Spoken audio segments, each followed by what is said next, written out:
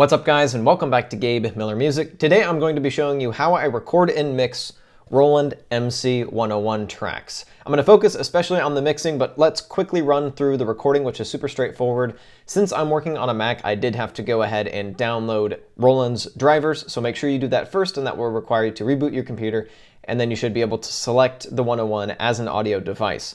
So you just plug it in via USB, run it to your computer, arm your tracks. In this case, I'll show on my screen which inputs to use, and I'm using stereo inputs here.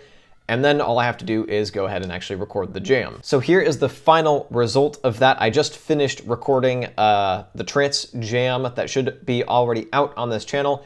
Should have released Monday by the time you're seeing this. So if you want to hear the final thing of what I'm going to do today, be sure to click at the end of this video or the link in the description.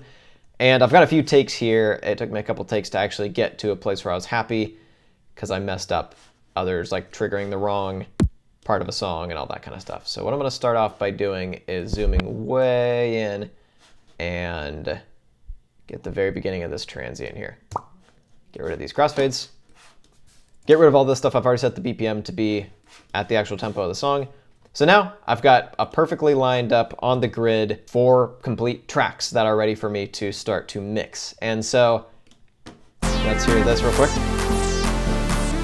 First thing I'm going to do before I do anything else is get my mastering going.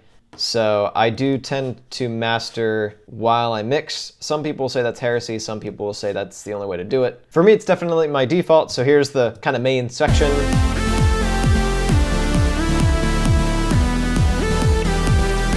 And that goes on, builds up. So really, this already sounds pretty good. I like to think I set it up pretty well to sound decent right out of the gate, but there's quite a bit that I want to do to bring it out the most polished that I possibly can in these tracks. So first of all, drums. I'm missing a bit of low end from that kick, so let's just maybe a bit more high end.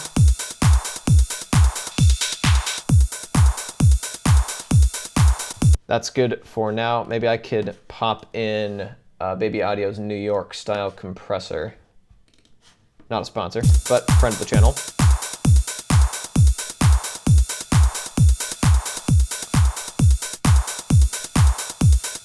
I like that. Let's keep it for now.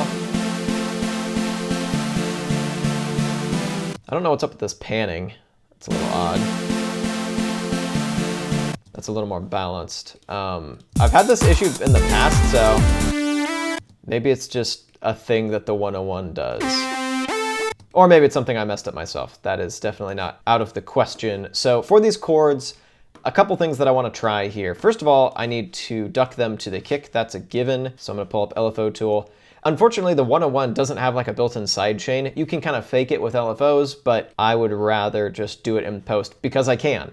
That's one of the things that I do really like about the 101, and one of the things that keeps me coming back to it despite its workflow that still I've gotten used to, and I hate a lot less than I used to, but still annoys me to a degree, especially compared to the Electriber circuit. But the fact that you can do this processing after the fact, I love. I think USB audio is the future. I think Ricky said that in one of his videos as well, and I fully agree.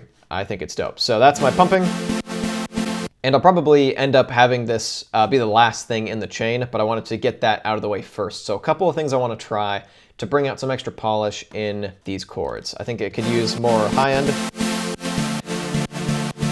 And also bear in mind that I'm mixing it without really a reference. So I'll end up, and I'll do this off camera after the fact, I'll go and find a proper trance track and just use it as a bit of a reality check to make sure I'm kind of conceptualizing this correctly, make sure there's nothing that's ridiculously off, like I have way too much low end or way too much high end, or check my upper mids is something I typically do.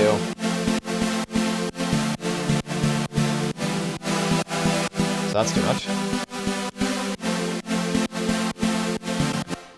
Just a little bit of reverb there, and then a couple things I want to do to try to push this way over the top. First of all, another Baby Audio plugin, Super VHS, and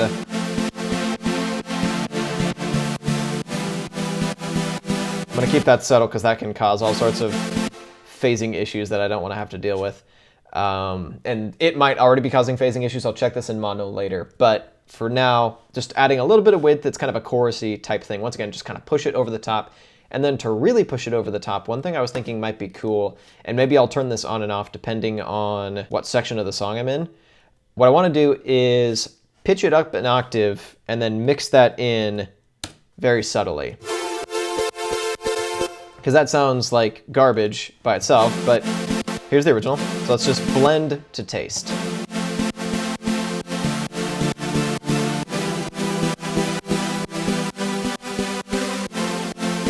That has exactly the effect I was hoping for.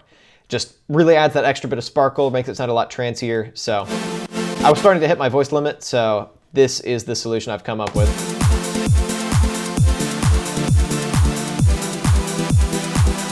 So that's already substantially prettier. So here's without any effects. That sounds a lot more like a proper trance track. So to build on that further, here is my lead. Maybe I'll do something similar. I'll get back to that, but I don't know what's going on with this low end, so let's just get rid of it. No one needs it. This could definitely use more reverb. The delay is retained, but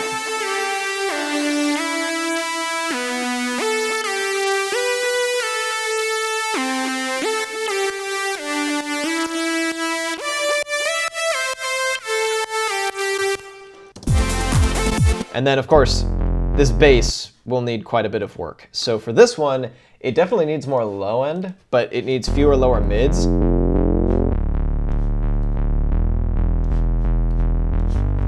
And I'm actually wondering if I could maybe run this through a distortion just subtly.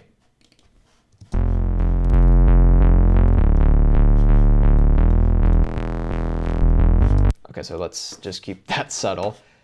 And of course, this needs some pretty dramatic pumping. This is going to take the brunt of LFO Tool's fury, because I want this to really mesh well with the kick.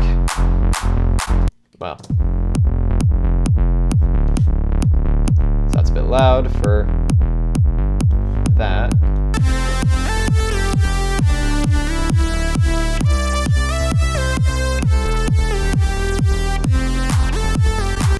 So here's everything all together, so I can start to just tweak volumes and EQ very specifically.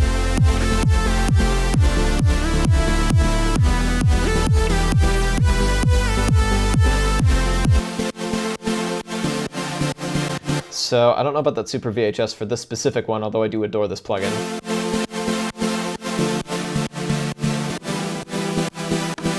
So let's try it just like that.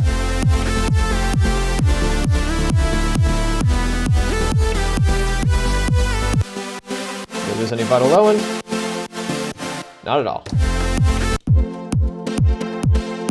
So in sections like this, obviously that sounds like hot garbage. So let's jump into this very intimidating list of things. So let's instead actually just like wiggle this slider a little bit, and I can show the last touched and only select that one parameter. So I don't want this to kick in until the first drop.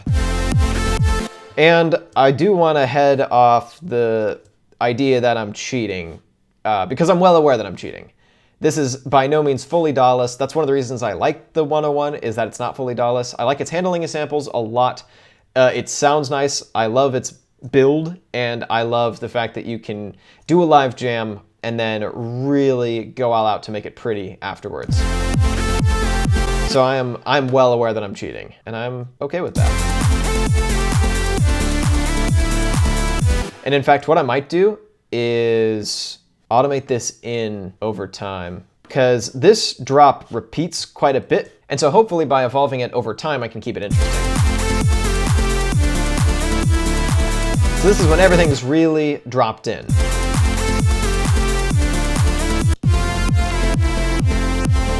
Did you hear that? That was the sound of the bass not knowing what was going on as I switched clips.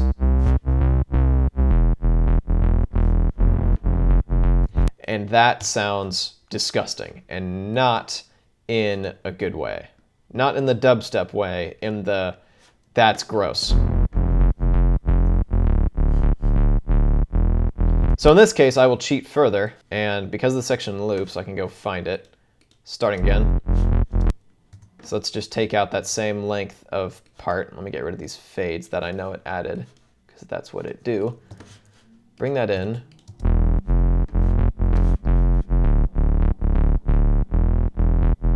Much better. And I think there was another instance where this gets confused. So that's gonna be right here. So get this dude out of here. So at this point, we've repeated the main drop part. So once again, I can copy this over, make sure that flows nicely. And we're good. I think that was enough to clean up the bass. And then also, I tend to enjoy using the faders to mute and unmute stuff rather than using clips because it's a little more immediate, it's a little faster, it's fun to just pa, and there's your element, and also it makes for a more interesting video. So the one problem with that is sometimes stuff drops in a little too early, and so in that case, I'll actually go in here and cut it off, but I don't know if I actually had that happen in this jam. Let me double check.